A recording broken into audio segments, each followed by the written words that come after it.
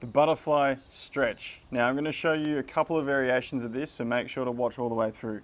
Boski Boy is going to be joining us for this one. So if you're tight in the hips or just starting out, I want you to get a yoga block, and it's best done with a couple of dumbbells, but if you don't have dumbbells, it's all good. I'm going to show you what to do instead. So firstly, you're going to sit with your bum on the yoga block, and you're going to get as close to the wall as possible. So I want to really get my back and bum right up against the wall, like really close. Now, my weights are going to come into it in a sec. I want my feet to be together, soles of the feet touching, like so.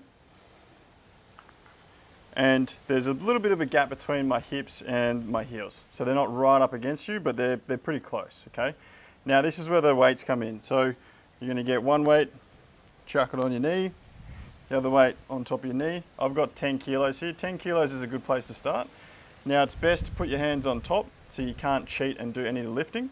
Now what you're going to do is first contract to lift the knees up as close as possible together, and I'm using my hip flexors to do this.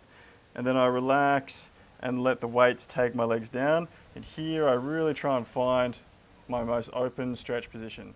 I really relax into it, and then I use those muscles that are stretching to contract, lift them up, so on and so forth, going through the reps at about this pace. So you don't want to rush this, really spend enough time in the bottom position and also take your time contracting on the way up.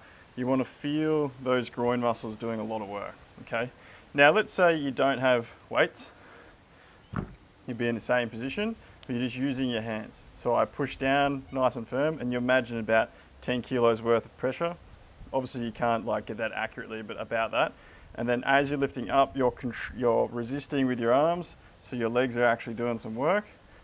And then you're relaxing the legs as you control it down, and then really push to open it at the bottom. Now, I played years and years of soccer, so this is really tight for me. I'm really tight in this exact position. So don't be surprised if you've got more range than I do. But what you do, if this is really comfortable for you and your knees are getting like down towards the floor, you just remove that block. Same deal, try and get your bum as close to the wall, feet in the right position, and then do the same thing. If your knees are actually getting to the floor in this position, which is awesome, all you would do next is then elevate your feet. So your feet would go on top of this block, and that gives you more room for your knees to then go down. For me, that is not necessary. I have nowhere near enough mobility to do that, but if this is you, then lift the feet.